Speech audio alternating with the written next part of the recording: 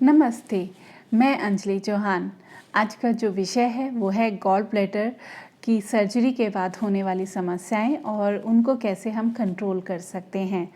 Gall bladder जब हमारा remove हो जाता है उसकी सर्जरी के बाद, जैसे गैस, ब्लॉटिंग, एसिडिटी, कोलेस्ट्रॉल बढ़ना, तो ऐसी बहुत सारी समस्याएं हमारे सामने आने लगती हैं। तो उनको हम सॉल्यूशन देखेंगे आज कि किस तरीके से हम अपने रूटीन में, अपनी डाइट में क्या चेंजेस कर सकते हैं जिससे हमारी इसकी जो सर्जरी के बाद होने वाले साइड इफ़ेक्ट्स हैं वो कम हो जाएं और हम एक स्वस्थ जीवन जी पाएँ। तो इसका हम शुरुआत करते हैं इस तरीके से। हमें क्या लगता है अधिकतर कि जो गॉल ब्लैडर जब हमारा रिमूव हो जाता है तो उसके बाद बाइल जूसेस बनने बंद हो जाते हैं कि गॉल ब्लैडर हमारे बाइल जूसेस बनाता है। तो ऐसा नहीं है। बाइल जूसेस जो हैं वो गॉल ब्लैडर नहीं बनाता, बाइल जूसेस जो है वो लीवर बनाता है। गॉल ब्लैडर का फंक्शन जो है वो है कि जो बाइल जूसेस लीवर ने बनाए उनको स्टोर करके रखता है और थोड़ा सा उनको कॉन्सेंट्रेट करता है, थिक रखता है। और जब ज़रूरत होती है, जब हम खाना खाते हैं और जब फैट का ब्रेक डाउन करना होता है, फैट का डाइजेशन करना होता है, तो गॉल ब्लैडर उस बाइल जूसेस को इंटेस्टाइन में भेजता है। तो ये फंक्शन जो है गॉल ब्लैडर का है। तो इसलिए ऐसा नहीं है कि गॉल ब्लैडर के रिमूव होने के बाद बाइल जूसेस बनने बंद हो जाते हैं। बाइल जूसेस कंटिन्यू बनते रहते हैं, लीवर उनको कंटिन्यू बनाता रहता है। गॉल ब्लैडर के रिमूव होने के बाद होता क्या है कि वो डायरेक्ट हमारे इंटेस्टाइन में कंटिन्यू जाता रहता है। जैसे बनता रहेगा वो इंटेस्टाइन में डायरेक्ट जाता रहेगा, तो वो स्टोर नहीं होता। तो अब ये देखते हैं कि जो बाइल जूसेस हैं इनके फंक्शन क्या होते हैं, काम क्या करता है बाइल जूसेस, और जब गॉल ब्लैडर रिमूव हो जाता है तो उसमें प्रॉब्लम क्या आती है। तो जैसे कि हमने देखा कि फ़ैट के डाइजेशन, एब्जॉर्प्शन और एक्सक्रीशन में तो इसका बहुत बड़ा रोल है ही बाइल जूसेस का।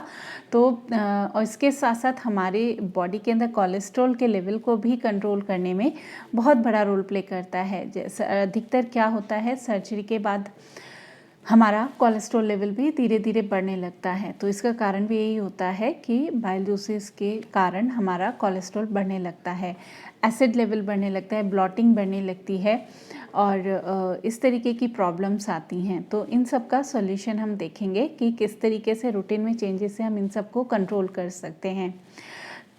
तो इससे क्या होता है कि हमारे जो इम्प्योरिटीज़ हैं, जो जैसे कि हमने देखा कि ये फ़ैट को डाइजेस्ट करता है, और आपने जब फ़ैट डाइजेस्ट नहीं होगा, उसको प्रॉपर टाइम पे जो फ़ैट हमारी बॉडी के अंदर हमारी डाइट में फ़ैट गया और उसको वो प्रॉपर बाइल जूसेस नहीं मिले और प्रॉपर डाइजेस्ट नहीं होगा, तो उससे क्या होता है कि बहुत सारे ऐसे वाइटामिन्स हैं जो हमारे फैट डिज़ोल्विंग वाइटामिन्स हैं, तो वो वाइटामिन्स भी हमारी बॉडी के अंदर एब्जॉर्ब नहीं हो पाते।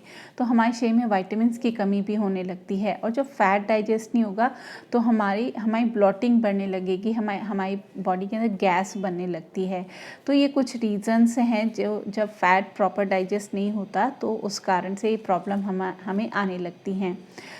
तो इसलिए हमें क्या करना होता है कि बहुत ही कम ऑयली खाना खाना चाहिए, जिससे बहुत ज़्यादा मात्रा में ऑयल ना जाए, फैट ना जाए हमारे शरीर के अंदर, और कुछ मात्रा में जाता है तो वो प्रॉपर डाइजेस्ट होता रहता है। लेकिन जब वो एक मात्रा से ज़्यादा हम लेते हैं तो उसके डाइजेशन में प्रॉब्लम आती है। तो इस तरीके से सबसे पहली बात है कि अपने डाइट में बहुत हैवी जो फैटी फूड्स हैं उनको ना लें, और जैसे कि मैंने बताया वाइटामिन्स की, जैसे विटामिन ए, डी, ई के सभी फैट डिज़ोल्विंग वाइटामिन्स हैं, तो इनकी कमी होने लगती है क्योंकि फ़ैट के बिना ये एब्जॉर्ब नहीं होते बॉडी के अंदर। तो अपनी डाइट विटामिन रिच हमें डाइट लेनी चाहिए, उसकी तरफ ध्यान रखना चाहिए। सप्लीमेंट्स भी आप ले सकते हैं जिससे हमारी शरीर के अंदर इनकी कमी ना हो। और यही कारण है कि जब हमारी सर्जरी होती है, गॉल ब्लैडर रिमूव होता है, तो उसके बाद हम बहुत ही वीकनेस फील करते हैं और बहुत कमज़ोर, वेट बहुत ज़्यादा लॉस होता है। तो इन चीज़ों का हमें ध्यान रखना चाहिए। साथ साथ में क्या होता है कि ये हमारे एक्सक्रीशन में जो वेस्ट प्रोडक्ट बनते हैं उसमें भी हेल्प करता है, वेस्ट को बाहर निकालने में भी बाइल जूसेस बहुत हेल्प करता है। अब क्या होता है कि उसके बाद जब ये प्रॉपर बाहर सारा वेस्ट नहीं निकलता तो वो वेस्ट हमारे ब्लड में इकट्ठा होने लगता है। तो इसलिए हमें ब्लड को क्लीन रखना भी बहुत ज़रूरी है, ब्लड को प्यूरिफाई करना भी बहुत ज़रूरी है। तो ब्लड को प्यूरिफाई हम किस तरीके से कर सकते हैं, बहुत सारे नेचुरल प्यूरिफायर्स हैं, ब्लड प्यूरिफायर्स हैं जो हमारे नेचुरल तरीके से ब्लड को क्लीन रखते हैं, जैसे नीम हुआ और हमारा करेला हुआ। तो ऐसे बहुत सारी जड़ी बूटियाँ हैं जो हमारे ब्लड को प्यूरिफाई करती हैं। तो आप इनको नेचुरल फॉर्म में अगर आपको मिल सकती हैं तो करेले का जूस है या नीम की पत्तियां हैं, तो आप इनको नेचुरल तरीके से भी ले सकते हैं। लेकिन अगर आपके लिए पॉसिबल नहीं है तो आप इनको आजकल जूसेस के फॉर्म में भी ये मिलते हैं और टैबलेट्स में भी हैं, तो आप इनको उस फॉर्म में भी ले सकते हैं।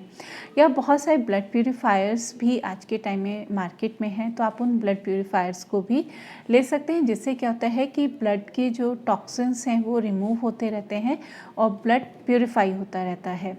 तो जैसे फॉर एग्जांपल जैसे साफ़ी है या इस तरीके के और बहुत सारे ब्लड प्यूरिफायर्स अलग अलग नाम से मिल जाएंगे। तो आप ऐसा कोई भी एक ब्लड प्यूरिफायर आपको लेते रहना चाहिए, जिससे आप और सारी चीज़ें एक साथ ना लें। ऐसा नहीं है कि नीम भी ले रहे हैं आप, करेला भी ले रहे हैं और प्यूरिफायर, तो ऐसा नहीं कि सब चीज़ों की एक साथ ज़रूरत है, पर हाँ कुछ कुछ चीज़ें आपको कभी कभी लेते रहना चाहिए। तो और क्या तरीका है हम अपने ब्लड को प्यूरिफाई कर सकते हैं, अपने पित्त को, बाइल को कंट्रोल की मात्रा को जो इंटेस्टाइन में कंटिन्यू जा रहा है उसको कंट्रोल कैसे कर सकते हैं, उसको हम कंट्रोल कर सकते हैं योगाभ्यास से। योगाभ्यास आपके रूटीन का हिस्सा ज़रूर होना चाहिए और उसमें भी स्पेशली प्राणायाम ज़रूर होना चाहिए। प्राणायाम में अगर हम बात करें अनुलोम विलोम या नाड़ी शोधन की, तो जैसे कि इसका नाम ही इंडिकेट करता है नाड़ी शोधन, तो ये शुद्धि करता है नाड़ियों की और जो टॉक्सिन्स हैं उनको बाहर निकालता है, बिल्कुल प्योरीफाई कर देता है। ब्लड बहुत अच्छा ब्लड प्योरीफायर का काम करता है अनुलोम विलोम नाड़ी शोधन। तो हमारे जो रूटीन है उसमें बहुत ही नेचुरल तरीके से हम अपने आप को डिटॉक्सिफाई कर सकते हैं। आपके रूटीन में 10 से 15 मिनट ज़रूर आपको अनुलोम विलोम करना चाहिए, नाड़ी शोधन का अभ्यास ज़रूर करना चाहिए, लेकिन वो भी सही तरीके से। हर एक प्राणायाम की करेक्ट टेक्निक होती है और करेक्ट टेक्निक करेक्ट ड्यूरेशन के साथ आप अगर इसको करेंगे तो आपको इसको बहुत अच्छा बेनिफिट मिलेगा। अगर आप सीखना चाहते हैं प्राणायाम की करेक्ट टेक्निक्स, अगर जानना चाहते हैं, तो आप हमारी क्लासेस भी अटेंड कर सकते हैं। तो उसमें हम आपको हर प्राणायाम की करेक्ट टेक्निक्स भी बताते हैं और उसमें ड्यूरेशंस भी बताई जाती हैं कि आपको कौन सा प्राणायाम कितनी देर आपको करना चाहिए। तो इस तरीके से आप अपने जो ब्लड को प्यूरिफाई कर सकते हैं, डिटॉक्स कर सकते हैं। नेक्स्ट चीज़ आती है हमारी कोलेस्ट्रॉल, हाई कोलेस्ट्रॉल, जैसे कि बाइल जूसेस का काम है कोलेस्ट्रॉल लेवल को भी कंट्रोल करता है। तो गॉल ब्लैडर रिमूव होने के बाद क्या होता है, हमारा कोलेस्ट्रॉल लेवल थोड़ा बढ़ने लगता है। तो कोलेस्ट्रॉल लेवल को कंट्रोल करने के लिए आप अर्जुन की छाल को यूज़ कर सकते हैं, उसका काढ़ा बना के पी सकते हैं और अलग अलग फॉर्म में आप उसको ले सकते हैं। तो इससे आपका कोलेस्ट्रॉल लेवल कंट्रोल रहेगा और अपने स्ट्रेस को भी, क्योंकि अगर हम तनाव में होते हैं तो हमारा जो कोलेस्ट्रॉल लेवल है वो भी बढ़ता है, पित्त भी बढ़ता है, हमारी सारी चीज़ें डिस्टर्ब होती हैं। तो अपने स्ट्रेस लेवल को कंट्रोल करें और स्ट्रेस लेवल को कंट्रोल करने के लिए भी सबसे अच्छा तरीका है योगाभ्यास। अगर आप योगाभ्यास करते हैं, ध्यान, प्राणायाम, मेडिटेशन ये सब करते हैं, तो आप बहुत अच्छे तरीके से सीख जाएंगे अपने तनाव को कंट्रोल करना और अपने आप को स्वस्थ रखना और खुश रखना बहुत आसानी से सीख सकते हैं। इसके बाद जो सबसे बड़ी समस्या आती है वो आती है एसिडिटी की, ब्लॉटिंग की, गैस बनने की। ये बहुत ही कॉमन प्रॉब्लम है जब गॉल ब्लैडर हमारा रिमूव हो जाता है। तो इनको हम कैसे कंट्रोल कर सकते हैं, कैसे इसका जो असर है कम कर सकते हैं, उसके लिए एक तो आपको बहुत ज़रूरी है कि बहुत लंबा गैप ना हो आपके मील में। अगर बहुत लंबा गैप अगर आपके मील में होता है तो भी आपको क्या होता है, ब्लॉटिंग होने लगती है, एसिडिटी होने लगती है, गैस बनने लगती है। तो एक फिक्स इंटरवल के बाद अपना ब्रेकफास्ट, अपना लंच, अपना डिनर आपको लेते रहना चाहिए। साथ साथ में एक चीज़ और है, जैसे अपनी नींद को ज़रूर सही करें, क्योंकि अगर हमारा नींद प्रॉपर नहीं होती है, हम 8 घंटे की नींद तो होनी चाहिए, लेकिन उसका भी टाइम करेक्ट होना चाहिए। ऐसा नहीं कि आप किसी भी टाइम अपनी 8 घंटे की नींद पूरी करेंगे तो वो उतनी ही आपके लिए बेनिफिशियल हो सकती है। तो सही टाइम पे सोना और सही टाइम पे उठना ही आपको स्वस्थ रख सकता है, आपकी गैस और ब्लॉटिंग को कंट्रोल कर सकता है। साथ साथ में एक टिप और है जो मैं आप लोगों के साथ शेयर करूँगी। बहुत ही इफ़ेक्टिव जो तरीका है ये भी अपनी गैस और ब्लॉटिंग को कंट्रोल में करने का। इसके लिए आप क्या कर सकते हैं, एक रोटी बनाकर रख सकते हैं रात को, और मॉर्निंग में उस रोटी को आप अगर खाएंगे तो वो एक एंटी ब्लॉटिंग का काम करेगा। जैसे आप कोई भी टैबलेट लेते हैं तो उसकी फ्रीक्वेंसी काफ़ी हद तक कम हो जाएगी अगर आप इसको फॉलो करते हैं। रात को बना के रखें और उसको सुबह आपको ठंडी रोटी खानी है, गरम करना नहीं, गरम करेंगे तो उसका जो इफ़ेक्ट है वो कम होता जाएगा। तो ठंडी रोटी, और उसको ऐसा भी, अगर आप चाय वगैरह भी अवॉइड कर सकते हैं तो बिना चाय के लें, उसको ऐसे ही टैबलेट दवाई समझ के उसको खा लें, तो वो बहुत आपको हेल्पफुल होगा आपकी ब्लॉटिंग को कंट्रोल करने में। और इसके साथ साथ आपको चलना बहुत ज़रूरी है। जो आज का हमारा सेडेंट्री लाइफ स्टाइल है, जिसमें हमारा मूवमेंट बहुत लिमिटेड हो गया है, चलना फिरना काफ़ी हद तक कम हो गया है, तो ये भी बहुत काफ़ी हद तक रिस्पॉन्सिबल है हमारी चीज़ों के डिस्टर्ब होने में।